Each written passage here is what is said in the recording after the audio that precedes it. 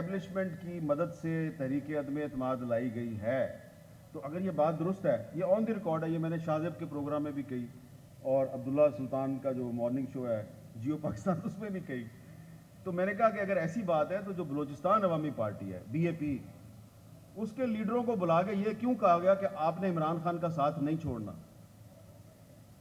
تو جب انہوں نے کہا جی کہ سائیں آپ نے تو کہا تھا کہ آپ غیر سیاسی ہو گئے ہیں اور ہم اپنا فیصلہ کرنے میں آزاد ہیں، تو ہم نے تو پریس کانفرنس کر کے تو شہباز شریف صاحب کی حمایت کا اعلان کر دیا ہے، تو کل ہم نے یہ اعلان کیا ہے، آج آپ ہمیں بلا کے کہہ رہے ہیں کہ آپ عمران خان کے خلاف تحریک عدم اعتماد سے پیچھے ہٹ جائیں، تو ہماری لوگوں کی نظروں میں کیا عزت رہ جائے گی؟ تو انہوں نے کہا نہیں یہ تو آپ کو کرنا ہے۔ تو جب یہ تھوڑی سی میں نے بات بتائی تو پھر وہی ہوا، مجھے کہا گیا کہ ہاں ہاں ہاں ٹھیک ہے، آئندہ سے نہ ہم آپ کو سوال پوچھیں گے نہ آپ جواب دیا کریں۔ تو بہت لمبی میں آپ کو اور بہت سی مثالیں دے سکتا ہوں۔ بالکل بھی پاکستان کا جو الیکٹرانک میڈیا ہے اور اخبارات ہیں، آپ وہاں پہ پورا سچ نہیں بول سکتے، اور یہ میں آپ کو اب بات بتا کے کوئی بہادری کا مظاہرہ نہیں کر رہا، یہ میں اپنی شرمندگی جو ہے وہ آپ کے سامنے لا رہا ہوں۔ ہم شرمندہ ہیں کہ جب ہم سچ نہیں بولتے تو بھی برے، اور اگر سچ بول دیں تو بھی برے، اگر سچ بول دیں تو غدار، سچ نہ بولیں تو محب وطن۔ تو اس لیے مجبور ہو کے اب میں نے اپنے آپ کو غداروں کی فہرست میں شامل کر لیا کہ بھائی میں غدار ہی ٹھیک ہوں، کم از کم غدار تھوڑا سا سچ تو بول سکتا ہے۔ اور کیونکہ جنرل ایوب خان نے بھی محترمہ فاطمہ جناب پہ غداری کا الزام لگایا تھا، تو کیونکہ مادر ملت غدار تھی تو پھر حامد میر بھی غدار، اور یہاں پہ بیٹھے ہوئے آپ سب لوگ بھی غدار۔ تمغے کی طرح غداری کے خطاب کو آپ سجاتے ہیں، اور میں میر صاحب لیکن اس بات کو غیر سیاسی پولیٹیکل ہونے والی بات، یہ بہت سے لوگ اسی میں زیادہ انٹرسٹڈ ہوں گے۔ کنکلوڈ کرنے کے لیے میں یہ جاننا چاہوں گی کہ کیا سیاستدانوں کو بھی تھوڑا فیسیلیٹیٹ کرنا ہوگا غیر سیاسی رہنے کے لیے، اداروں کو اپنے سیاستدان بھی اپنے جذبات کو سنبھال کے رکھیں اور ادھر چھیڑم چھاڑی نہ کریں تاکہ غیر سیاسی سے نکل کے سیاسی نہ ہونا پڑے دوبارہ؟ سیدھی بات ہے، میں بار بار ریپیٹ کر رہا ہوں، ایک ہی بات بار بار ریپیٹ کر رہا ہوں۔ میں نے ابھی آپ کو یہ بچی جو بیٹھی ہوئی ہے اس کی مثال دی، اس کے باپ کے ساتھ جو ہوا ہے، آج دیکھیں نا 15-16 سال ہو گئے ہیں، اس کا باپ نہیں آیا اس کے پاس۔ یہ پاکستان کے آئین کے آرٹیکل 10 کی خلاف ورزی ہے۔ آرٹیکل 10 کہتا ہے کہ جب آپ کسی کو اٹھاتے ہیں تو 24 گھنٹے کے اندر آپ نے اس کو مجسٹریٹ کے سامنے پیش کرنا ہے، ٹھیک ہے؟ یہ آرٹیکل 10 کی خلاف ورزی ہے۔ اسی طرح ایک اور مثال آپ کو دوں کہ یہ عالمی اردو کانفرنس ہے، عالمی اردو کانفرنس۔ میں کراچی آرٹس کونسل کو، احمد شاہ صاحب کو، ان کے کولیگز کو مبارکباد پیش کرتا ہوں کہ آپ نے بڑی ایک کامیاب کانفرنس کا انعقاد کیا اردو کے نام پہ، لیکن آئین پاکستان کی دفعہ 251 پڑھیں، 251، اردو نہ صرف پاکستان کی قومی زبان ہے بلکہ آپ کو اسے پاکستان کی قومی زبان بنانا ہے، اور آرٹیکل 251 کی جو سب کلاس 2 ہے وہ یہ کہتی ہے کہ تمام جو علاقائی اور صوبائی زبانیں ہیں، اگر کوئی صوبائی اسمبلی ان کو آفیشل زبان بناتی ہے تو آپ اس کو بھی آفیشل زبان کے طور پہ قبول کریں گے۔ تو اردو کو اور جو باقی صوبائی زبانیں ہیں ان کو آپ کے آئین نے قومی زبانوں کا درجہ دیا ہے، اور سپریم کورٹ آف پاکستان نے 2015 میں حکم دیا حکومت پاکستان کو کہ آپ فوری طور پہ آرٹیکل 251 کی پابندی کرتے ہوئے سپریم کورٹ سمیت تمام جو سرکاری ادارے ہیں ان کی جو آفیشل لینگویج ہے اس کو اردو کر دیں۔ سپریم کورٹ نے کہا، کشور نعید صاحبہ اور نور الہدی شاہ صاحبہ، سپریم کورٹ کا 2015 کا فیصلہ ہے کہ آئندہ سے سپریم کورٹ کے تمام فیصلے اردو زبان میں لکھے جائیں گے اور جاری کیے جائیں گے، لیکن سپریم کورٹ آف پاکستان آج بھی اپنے فیصلے کی خود خلاف ورزی کر رہی ہے، خود توہین عدالت کی مرتکب ہو رہی ہے اور اپنا کوئی فیصلہ اردو میں جاری نہیں کرتی۔ آپ پاکستان کے آئین کے آرٹیکل 251 کی بھی خلاف ورزی کر رہے ہیں، سپریم کورٹ کے 2015 کے فیصلے کی بھی خلاف ورزی کر رہے ہیں، آپ انسانی حقوق کی بھی خلاف ورزی کر رہے ہیں، آپ جمہوری اقدار کی بھی خلاف ورزی کر رہے ہیں۔ آپ کے تمام مسائل کا حل 1973 کے آئین میں ہے جو اس وقت پاکستان کی واحد متفقہ دستاویز ہے، اس کے بعد کوئی کسی آئین پر آپ کبھی اتفاق نہیں کر سکیں گے، یہ میں آپ کو لکھ کے دینے کے لیے تیار ہوں۔ تو اس آئین میں جو لکھ دیا گیا ہے اس پر آپ عمل درآمد کریں.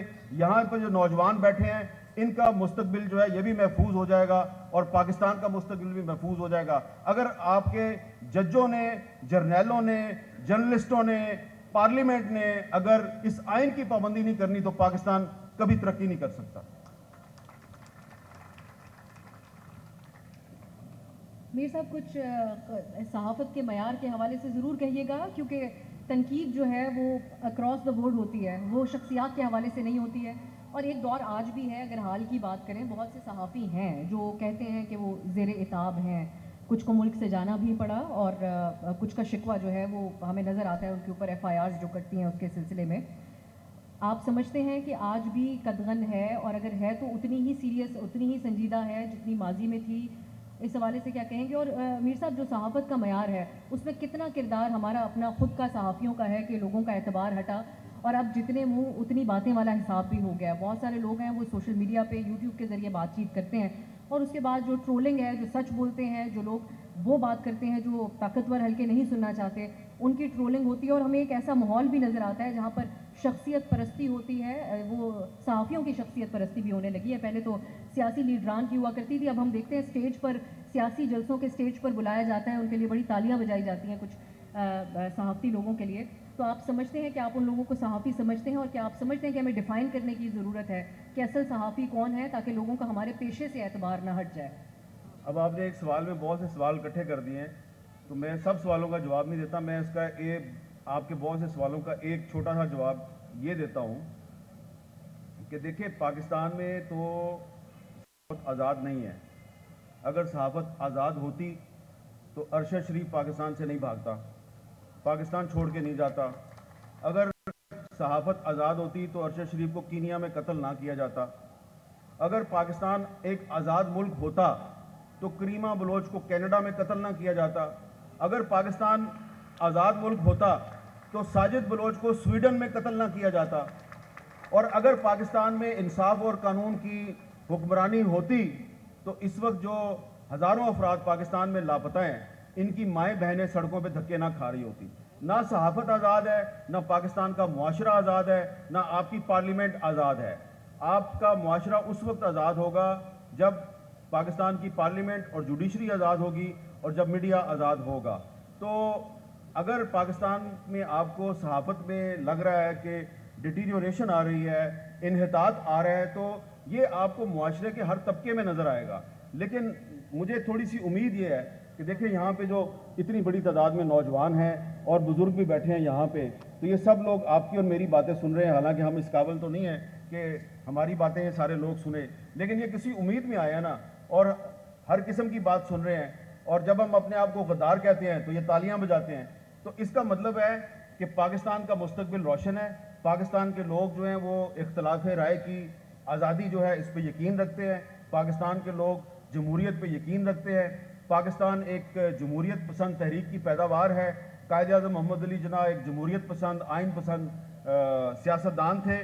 تو اگر ہم قائد اعظم کے راستے پہ چلیں گے تو اس پاکستان میں بلوچستان کو بھی اس کے حقوق ملیں گے, سندھ کو بھی ملیں گے, خیبر پختونخوا کو بھی ملیں گے, پنجاب کو بھی ملیں گے, کشمیر اور گلگت بلتستان کو بھی ملیں گے, اور صحافیوں کو بھی ان کے حقوق ملیں گے. لیکن اگر آپ قائد اعظم کے راستے پہ نہیں چلیں گے تو پھر آپ اور میں اسی طرح جدوجہد تو ہم جاری رکھیں گے.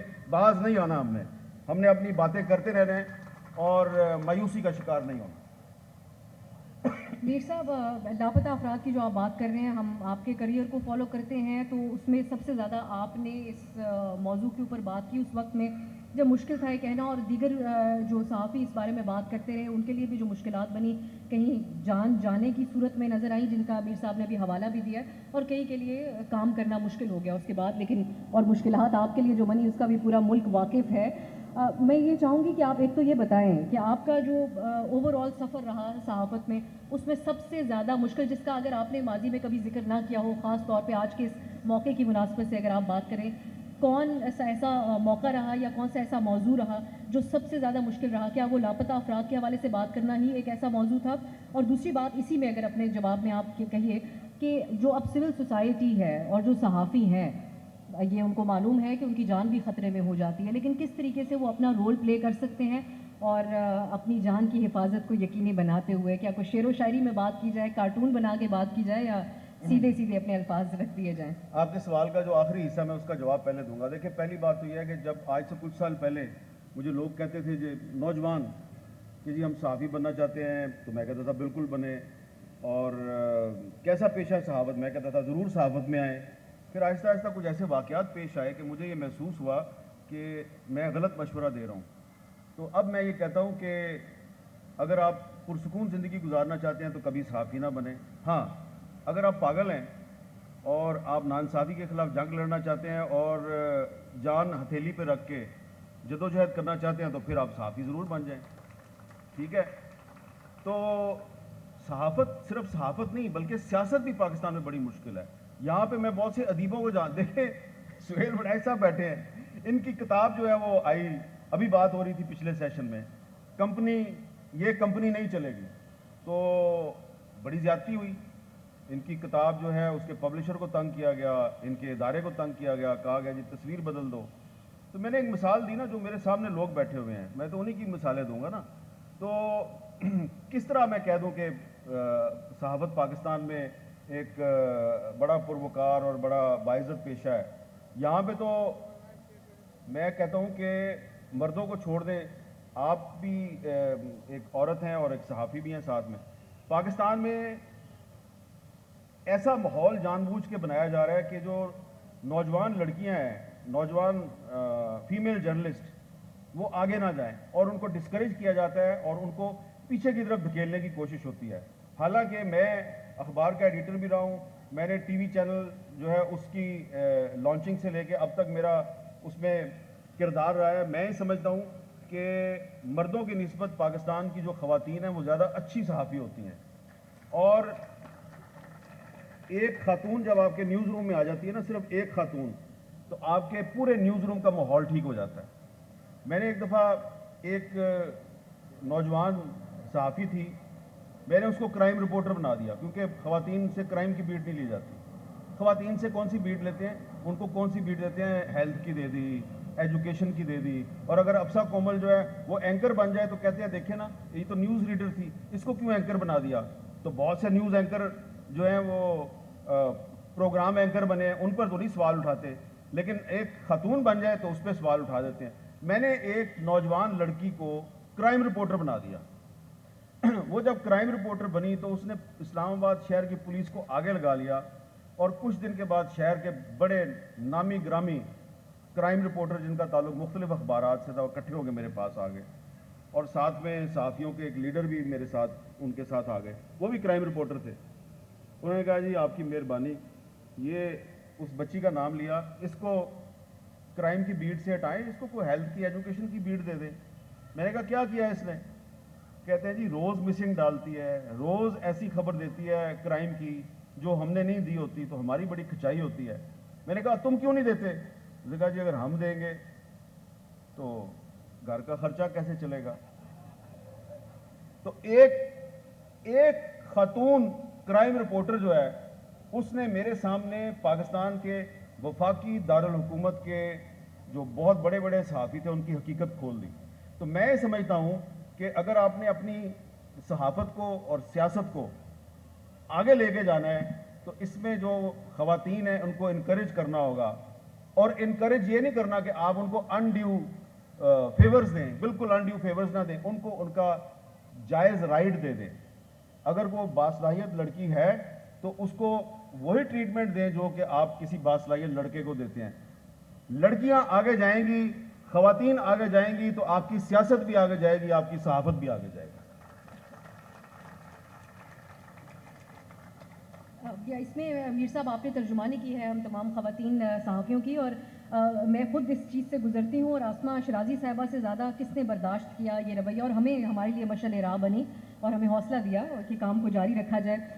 بہت سے حوالوں سے ہمارے اوپر تنقید ہوتی ہے, اور جب تک میں خبریں پڑھا کرتی تھی, میں ضرور یہاں پہ جو حاضرین ہیں ان سے شیئر کرنا چاہوں گی, بہت سے لوگ جو اس وقت, کیونکہ ان باکس جو ہوتا ہے سوشل میڈیا کا, اس پہ پرانے میسیجز بھی رہ جاتے ہیں, اور بہت سے لوگ بھول جاتے ہیں کہ ہم پرانے میسیج بھی پڑھتے ہیں. تو جو بڑے فین ہوا کرتے تھے کہ آپ کا انداز بیان بڑا اچھا ہے, آپ جیو پہ خبریں بڑی اچھی پڑھتی ہیں, وہ گالیاں دیتے ہیں, اور گالیاں ایسی کہ جن کا میں بس اس کی تفصیل میں بھی نہیں جانا چاہتی. اور ہم جیسے بہت سے لوگوں کے لیے مشکل ہوتا ہے کیونکہ بچپن سے جو ہماری پرورش ہوئی اس میں عام طور پہ گالیاں چلتے ہوئے دیکھی نہیں ہم نے اپنے آس پاس. تو واقعی ایک بہت مشکل دور تھا, ہے ابھی بھی ہے, اور میں سمجھتی ہوں ہمیں اپنے سماجی رویوں کے اوپر بہت غور کرنے کی ضرورت ہے. عام طور پہ بہت سارے فالوورز والے لوگ بھی وہ کامنٹس پڑھ رہے ہوتے ہیں جو آپ ان کو بھیجتے ہیں. میر صاحب, مرد حضرات اپنے جذبات کے بارے میں بات نہیں کرتے. ہماری سوسائٹی میں یہ بھی بہت کہا جاتا ہے کہ لڑکے روتے نہیں ہیں, لیکن آپ نے جو دور دیکھے اور آپ کی ماشاء اللہ فیملی بھی ہے, بچے بھی ہیں, آپ جو خاص کر جب بچے بڑے ہوئے, میں ضرور چاہوں گی اگر ایموشنل سائڈ بھی ہے اس کی آپ اس کو ضرور بیان کیجیے گا کیونکہ اب یہ ٹیبوز بن چکے ہیں, یہ پرانی ہو گئی یہ باتیں. کیا ایسا آپ کو محسوس ہوا کہ بچوں کے لیے ہراسمنٹ کا ایک سامان بن رہا ہے؟ آپ تو برداشت کرتے ہی آئے, اور فیملی کے لیے بھی. میر صاحب, اس کا عنوان ہے پاکستان آج اور کل, تو میرے خیال میں مایوسی بہت زیادہ ویسی ہی ہے, تو وے فارورڈ بتائیں اور اس کے حوالے سے بات کریں, میں سمجھتا ہوں بہت ضروری ہے. اس لیے کہ یہ جو ہزاروں کا مجمع یا پورے پاکستان میں ہم کرنے جا رہے ہیں, تو ہمیں جیسی بھی خراب حالات ہیں ان کو بتانا تو ہے کہ کل روشن ہوگی اور کیسے ہوگی. شکریہ. جی ہاں, تو اب آپ کو میں اس میں کچھ ایڈ کرنا چاہوں گی میر صاحب. سمجھ آ گئی نا شاہ صاحب کیوں آئے ہیں. میں شاہ صاحب کے سوال میں ایڈ کر دیتی ہوں. مستقبل کی بات کیجیے گا, آپ کی کیا ایکسپیکٹیشنز ہیں میر صاحب؟ ہم ترقی یافتہ ممالک کو دیکھتے ہیں, وہاں پر اتنی فینسی باتیں ہوتی ہے جب ہم ٹی وی ٹاک شوز دیکھتے ہیں انٹرنیشنل. جانور کیسا محسوس کرتے ہیں, اس کے بارے میں قانون سازی کی جائے. یہ خواتین جن کو ہمارے ہاں جانوروں کی طرح سلوک کیا جاتا ہے, ان کے احساسات کیا ہے, اور اس کے علاوہ باقی دیگر آپ سب جانتے ہیں کہ بات کہاں تک پہنچ گئی ہے. کبھی آپ سمجھتے ہیں کہ ہمارے ہاں بھی باتیں یہاں تک جائیں گی یہ تقرریوں سے, اور نیا سب سے طاقتور میں کون ایک ہوگا؟ بات بار بار کہہ رہا ہوں, بار بار ریپیٹ کر رہا ہوں, اسی میں پاکستان کا جو مستقبل ہے اس کا راز جو ہے اسی میں مضمر ہے کہ اگر آپ آئین اور قانون کی پابندی کریں گے. یہ ایک بڑی زبردست ڈاکومنٹ ہے آپ کا جو 1973 کا آئین ہے, اس میں اس کو بہتر بنائیں, لیکن اس سے جان چھڑانے کی کوشش نہ کریں. جو لوگ اس آئین کو اپنے راستے کی رکاوٹ سمجھتے ہیں ان کو چاہیے کہ وہ اس آئین کو پڑھیں. اس آئین میں ہمارے تمام مسائل کا حل ہے, اور یہ بڑی اچھی بات ہے کہ اب بہت سے فوجی جو ہیں وہ بھی یہ کہتے ہیں کہ ہم آئین کے آرٹیکل 243 اور 244 میں جو لکھا ہوا ہے ہم اسی کی حدود میں رہنا چاہتے ہیں, اور 244 یہ کہتا ہے کہ آپ کو سیاست میں مداخلت نہیں کرنی چاہیے.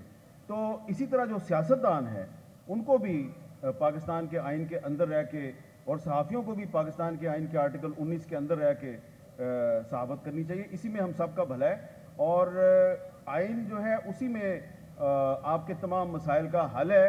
اور آپ سے یہ بھی گزارش ہے کہ تھوڑا احمد شاہ کے مسائل کا بھی خیال کریں, یہ نہ ہو کہ پھر اگلے 2 سال آپ اور میں یہاں پہ نہ آئیں.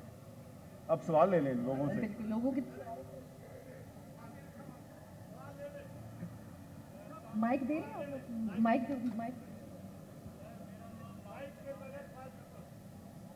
آپ ذرا نوجوان سر, نوجوان سے پہلے نوجوان. ہلو,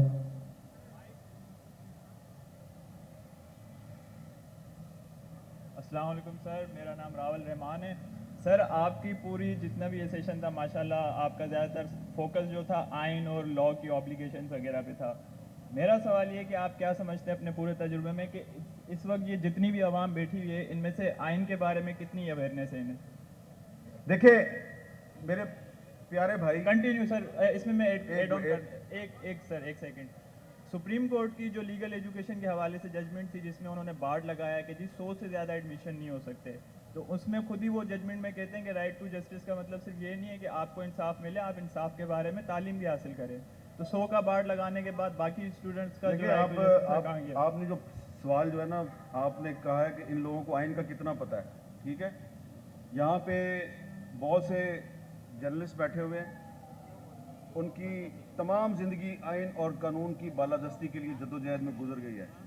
میں نے کراچی پریس کلب کا سب سے پہلے ذکر کیا, اس کا پریزیڈنٹ ادھر بیٹھا ہوا ہے. ٹھیک ہے, اور کراچی پریس کلب کی ایک پوری تاریخ ہے, یہاں پہ بہت سی پولیٹیکل پارٹیز کے ورکر بیٹھے ہوئے ہیں.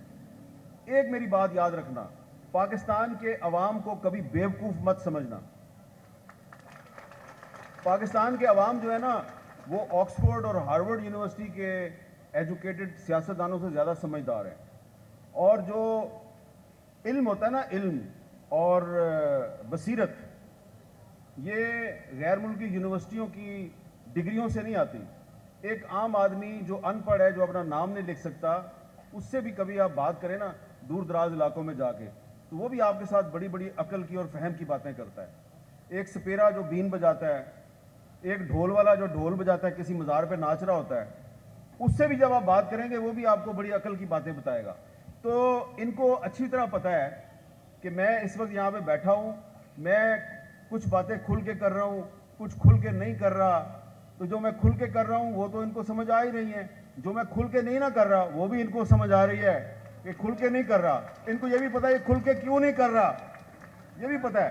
ان کو بیوقوف مت سمجھو، بس ان کو ان کے حقوق دے دو، یہ پاکستان کو آگے لے جائیں گے. سر ابھی میرا سوال غور سے سن لا. میرا نام مہیش کمار ہے، آپ کا نام حامد میر ہے.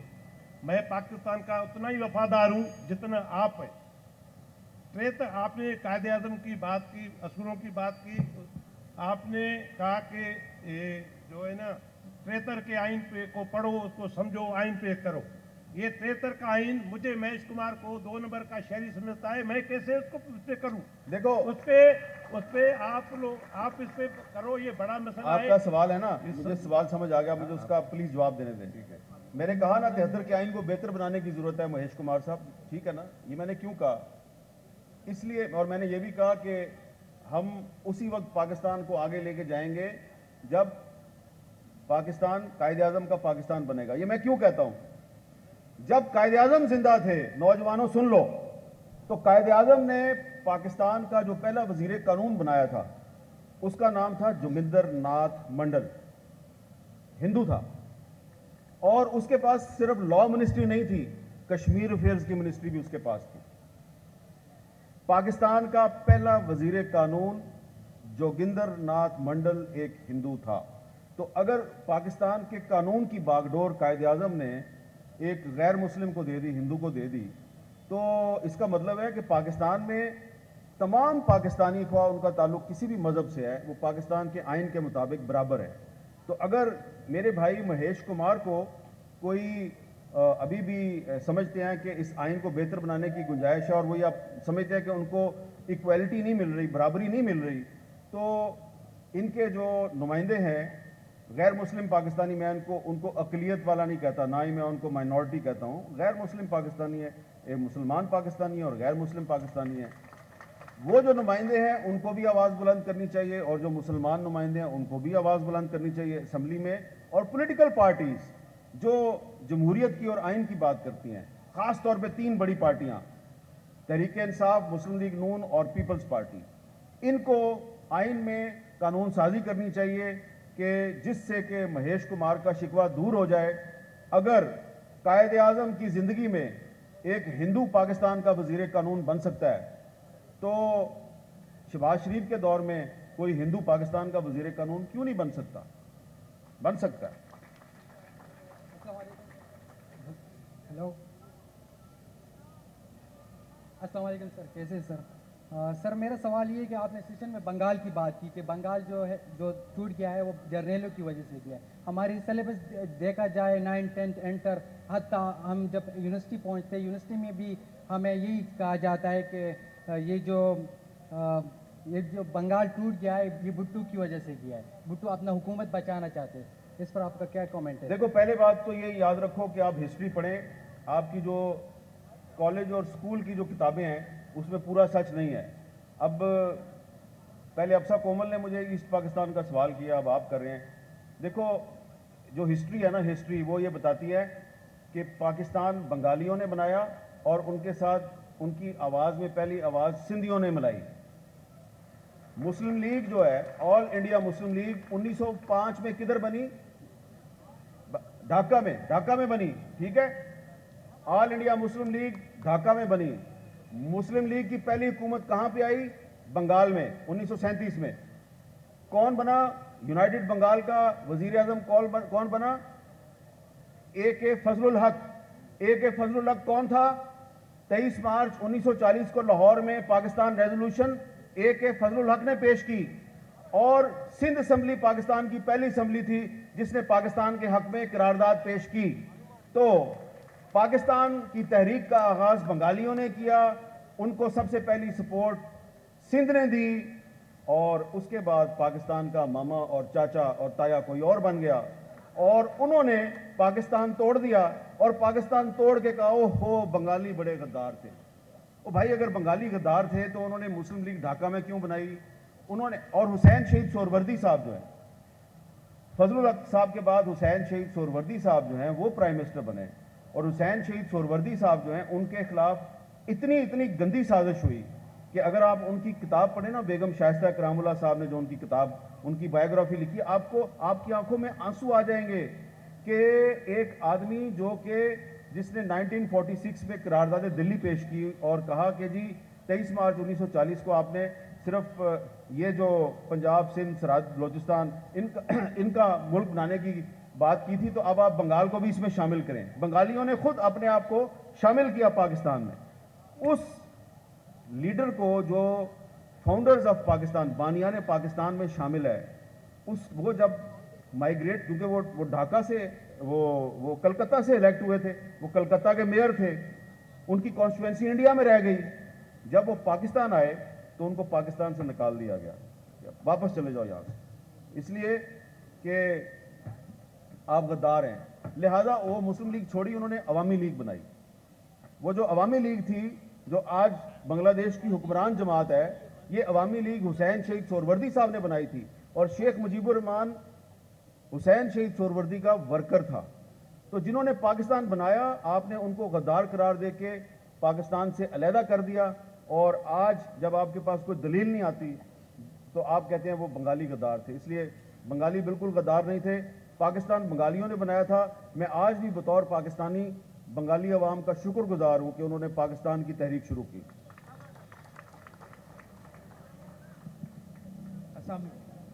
ہیلو سوال مختصر رکھیے گا پلیز. ایک منٹ, یہ آپ نے اچھا سوال کیا ہے. میں سوال ایک منٹ بیٹا بھائی, وہ بھی ایک اچھا سوال ہے, میں بتا دیتا ہوں. دیکھیں نا, ابھی ہم بات کر رہے تھے پولیٹیکل پارٹیز کی, تو علی وزیر پاکستان کی قومی اسمبلی کا ایک الیکٹڈ ممبر ہے. جب وزیر اعظم شہباز شریف صاحب کو اس کے ووٹ کی ضرورت ہوتی ہے, اس کو کراچی کی جیل سے نکال کے اسلام آباد لے جایا جاتا ہے, ووٹ ڈلوایا جاتا ہے, پھر واپس جیل میں بند کر دیا جاتا ہے. لیکن بجٹ سیشن میں جب قومی اسمبلی کا اسپیکر اس کا پروڈکشن آرڈر جاری کرتا ہے تو اس کو اسلام آباد نہیں لے جایا جاتا. سپریم کورٹ نے تمام کیسوں میں اس کی ضمانت کر دی, سندھ ہائی کورٹ نے تمام کیسوں میں اس کی ضمانت کر دی. جب تمام کیسوں میں ضمانت ہو گئی تو اچانک خیبر پختونخوا میں ان پر ایک اور کیس درج ہوتا ہے, اور اچانک سندھ میں پیپلز پارٹی کی حکومت کو یاد آتا ہے کہ خیبر پختونخوا میں ایک مقدمہ قائم ہو گیا, تو ہوم ڈپارٹمنٹ جو ہے سندھ کا, وہ کہتا ہے ہم نے اس کو ریلیز نہیں کرنا. تو علی وزیر کے مسئلے پہ سندھ کی پیپلز پارٹی کی حکومت اور خیبر پختونخوا میں پی ٹی آئی کی حکومت ایک پیج پہ ہے. آپ نے جو کہہ دیا کافی ہے, لیکن علی وزیر کا جیل میں ہونا پاکستان میں جمہوریت کے منہ پر ایک زناٹے دار تماچا ہے, زناٹے دار تماچا. السلام علیکم سر. میرا نام طلحہ سلیم ہے اور میں الیکٹڈ پریزیڈنٹ ہوں یوتھ پارلیمنٹ کا. Sir first of all thank you so much, آپ کراچی تشریف لے کر آئے, اور یہ میری زندگی کا پہلا لمحہ ہے جس وقت میں آپ کے اتنے قریب کھڑا ہوں. اور سر اس شہر کے اندر جس وقت ہم موجود ہیں, اس شہر نے لاسٹ الیکشنز میں پاکستان کی تاریخ کی سب سے بڑی پولیٹیکل انجینئرنگ دیکھی. تو سر میرا سوال آپ سے بہت کلیئر ہے, کیا واقعی 22 کروڑ عوام پر ایک جرنیل بھاری ہے؟ کائنڈلی سر اس چیز کا مجھے جواب دے دیں. 29 نومبر سے پہلے تو یہی صورتحال تھی, ٹھیک ہے. اب 29 نومبر کے بعد ہم یقین کرتے ہیں اور امید کرتے ہیں کہ پاکستان کا جو آئین ہے اس کی پابندی کی جائے گی, اور کوئی جرنیل جو ہے وہ اپنے آپ کو آئین سے زیادہ طاقتور نہیں سمجھے گا. لیکن ساتھ ہی ساتھ جو ہماری پولیٹیکل پارٹیز ہیں ان سے بھی گزارش ہے کہ وہ بھی جمہوریت پسندی کا مظاہرہ کریں, اور کم از کم پارٹیوں کے اندر تو جمہوریت لے آئیں نا. جب تک وہ طبقہ جو میرے سامنے بیٹھا ہوا ہے, middle class, lower middle class, پڑھا لکھا طبقہ, جب تک اس طبقے کے لوگ پارلیمنٹ میں نہیں آئیں گے, جب تک پاکستان کی پولیٹیکل پارٹیز کی لیڈرشپ اس طبقے کے پاس نہیں آئے گی جو پاکستان کا اکثریتی طبقہ ہے, تو پاکستان کے مسائل حل نہیں ہوں گے. کیونکہ کوئی جرنیل جو ہے وہ 22 کروڑ عوام پہ اسی وقت حاوی ہوتا ہے جب پولیٹیکل پارٹیز کی لیڈرشپ جو ہے وہ ویلنگ ڈیلنگ کرتی ہے, سودے بازیاں کرتی ہے. تو سیاستدان سودے بازیاں چھوڑ دیں, آئین کی پابندی کریں, آپ کے مسائل حل ہو جائیں گے اور انشاءاللہ ضرور ہوں گے. کوئکلی آپ صرف آخری سوال ایک کریکشن ضرور اگر آپ کر دیں میر صاحب, آپ کو یقین ہے یا آپ کو امید ہے کہ 29 نومبر کے بعد معاملات مختلف ہوں گے؟ نہیں, مجھے الفاظ بڑے سیریسلی لیے جاتے ہیں. اس کا بہت یقین ہے کہ کیونکہ 29 نومبر کے بعد جو مونس لائی صاحب نے ایک انکشاف کیا ہے اس کی وجہ سے کچھ سوالات پیدا ہوئے ہیں. لیکن میں نے آپ کو پہلے بھی کہا کہ میری رائے میں 29 نومبر سے پہلے بھی ادارہ جو ہے اس کی مداخلت کے کوئی ثبوت نظر نہیں آ رہے تھے. ادارے کے سربراہ کے بارے میں مونس لائی صاحب نے کچھ انکشافات کیے ہیں, ان کی تردید نہیں ہوئی ابھی تک. لیکن مجھے امید ہے کہ 29 نومبر کے بعد صورتحال جو ہے وہ بہتری کی طرف جائے گی اور جو ماضی میں غلطیاں کی گئی ہیں ایک حکومت اس کو مسلط کیا گیا, اور جیسا کہ ایک نوجوان نے کہا کہ 2018 میں پاکستان میں پولیٹیکل انجینئرنگ کی گئی تھی اور یہ بالکل کی گئی تھی اور یہ حقیقت ہے. اس لیے پچھلی حکومت کو سلیکٹڈ حکومت کہا جاتا تھا. مجھے امید ہے کہ اب ایسا نہیں ہوگا, آئین کی پابندی ہوگی, پاکستان کے ادارے سیاست سے دور رہیں گے اور سیاست صرف سیاستدانوں پہ چھوڑ دی جائے گی. سر وقت ختم ہو گیا میرے پاس, لیکن آپ بہت کوئک سوال کیجیے گا, وقت ختم ہے, مزید ہو نہیں پائے گی بات, آپ پلیز. جی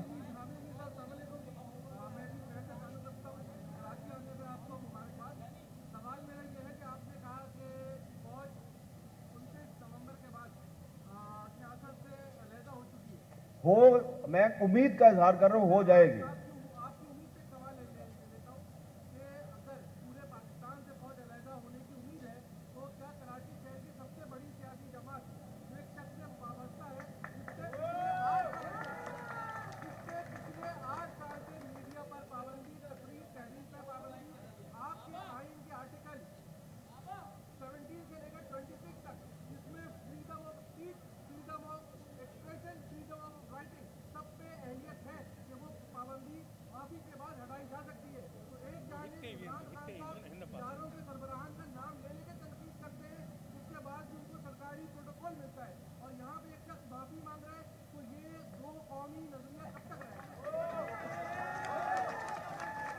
اچھا, اس کا تو جواب بڑا واضح ہے لیکن بڑا تلخ ہے, اور میں اپنے بھائی اور دوست احمد شاہ صاحب جو ہیں ان کے لیے زیادہ مشکلات پیدا نہیں کرنا چاہتا. لیکن اب کیونکہ سوال کر دیا آپ نے, جواب تو مجھے دینا پڑے گا.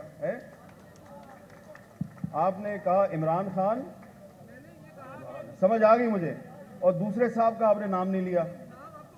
اچھا, تو وہ اکیلے تو نہیں ہیں بھائی, علی وزیر بھی ہے نا, ٹھیک ہے, منظور پشتین بھی ہے نا.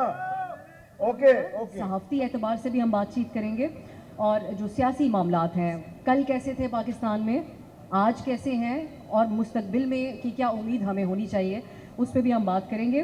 اور میں کیونکہ فیوچرسٹ ہوں, مستقبل پسند انسان ہوں, میری کوشش رہے گی کہ زیادہ تر حصہ ہم مستقبل کے بارے میں بات کریں. لیکن جب ہم مستقبل کے حوالے سے بات کرتے ہیں تو ماضی کے اور کئی دفعہ تلخ جو ہماری یادیں ہیں ماضی کی, ان کا حوالہ دینا بہت لازم ہوتا ہے, تو وہ بھی ضرور ہوگا اس سیشن میں. اور جو شخصیت میرے ساتھ تشریف فرما ہے, آپ سب بلکہ ملک کا بچہ ان کو بہت بہتر طریقے سے جانتے ہیں. آپ نے دہائیوں سے ملک میں صحافت کی ہے, اور وہ دور جو اخبار کا دور تھا وہاں سے آغاز کرتے ہوئے الیکٹرانک میڈیا یعنی ٹی وی, اس پہ آپ نے اپنا نام کمایا, اور آج کل جس کو انگریزی میں جنریشن زی کا دور کہتے ہیں, اس میں سوشل میڈیا کے دور میں بھی آپ کسی سے پیچھے نہیں ہیں. آپ نے مختلف ادوار میں اپنے آپ کو ڈھال لیا موقع کی مناسبت سے, اور یقیناً پاکستان میں بہت سارے ایسے قابل صحافی ہیں جو پاکستان کی صحافت کی پہچان بن گئے. عالمی طور پہ جب پاکستانی صحافیوں کا ذکر آتا ہے تو آپ کا صفحے اول میں جن شخصیات کا ذکر آتا ہے اس میں آپ کی بھی بات ہوتی ہے. حامد میر صاحب میرے ساتھ تشریف فرمائے. دیکھیں, پہلی بات تو یہ ہے کہ جب آج سے کچھ سال پہلے مجھے لوگ کہتے تھے جی نوجوان کہ جی ہم صحافی بننا چاہتے ہیں, تو میں کہتا تھا بالکل بنے. اور کیسا پیشہ ہے صحافت, میں کہتا تھا ضرور صحافت میں آئیں. پھر آہستہ آہستہ کچھ ایسے واقعات پیش آئے کہ مجھے یہ محسوس ہوا کہ میں غلط مشورہ دے رہا ہوں. تو اب میں یہ کہتا ہوں کہ اگر آپ پرسکون زندگی گزارنا چاہتے ہیں تو کبھی صحافی نہ بنیں. ہاں, اگر آپ پاگل ہیں اور آپ ناانصافی کے خلاف جنگ لڑنا چاہتے ہیں اور جان ہتھیلی پہ رکھ کے جدوجہد کرنا چاہتے ہیں تو پھر آپ صحافی ضرور بن جائیں. ٹھیک ہے. تو صحافت صرف صحافت نہیں بلکہ سیاست بھی پاکستان میں بڑی مشکل ہے.